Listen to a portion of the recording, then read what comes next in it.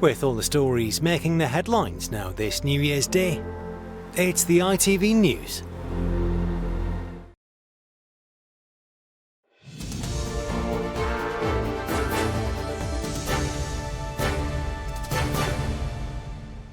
Good afternoon, I'm Mark McQuillan. The west coast of Japan was under a major tsunami warning for several hours today after a series of earthquakes hit the country.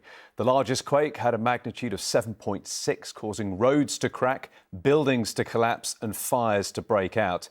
Issuing a tsunami warning, the government said that every minute counts, urging people on the coast to flee to higher ground to avoid waves potentially up to 5 metres high. It was the first major tsunami warning in Japan since the devastating events of 2011, where more than 18,000 people were killed.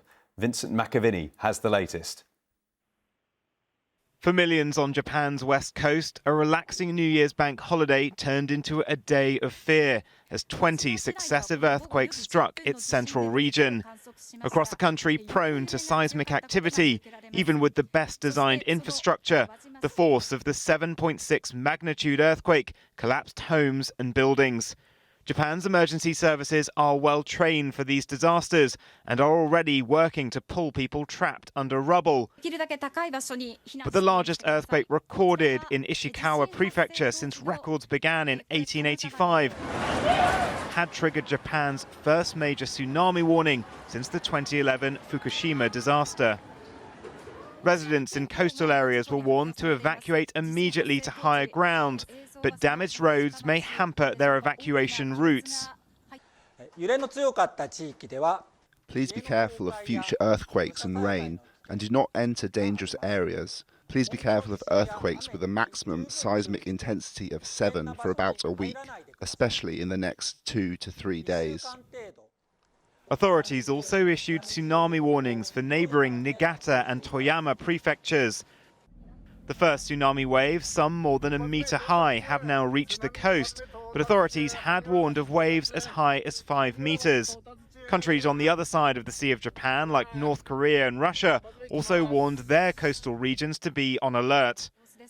Japan is still a country scarred and recovering from the 2011 quake and tsunami, but the country's nuclear regulation authority says no irregularities have been reported from nuclear power plants in the region struck. However, on top of the wait for sea surges, there are warnings for further quakes, fires and landslides. Vincent McQuillan, ITV News. Here, a teenage boy has been stabbed to death amid New Year's Eve celebrations in North London.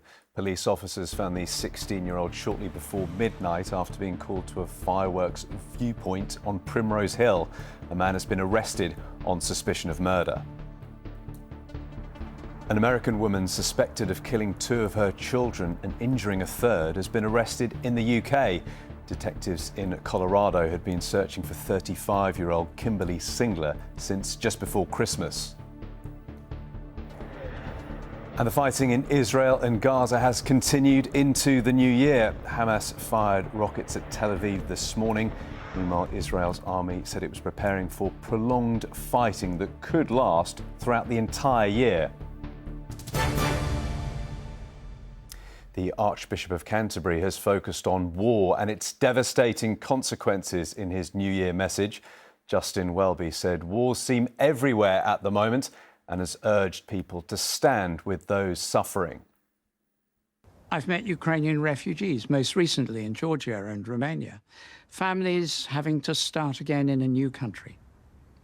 I've met refugees from Nagorno-Karabakh after they left their homes because of conflict. And in Jerusalem last October, I sat and listened to some of those traumatized by war. Finally, the last place on Earth has just welcomed the new year. The clock struck midnight on Baker Island in the Pacific just a few minutes ago, or at least it would have done if there was a clock on the uninhabited island. More populated places celebrated the changing of the year with traditional fireworks, some of the biggest displays ever seen. Mahathir Pasha has more.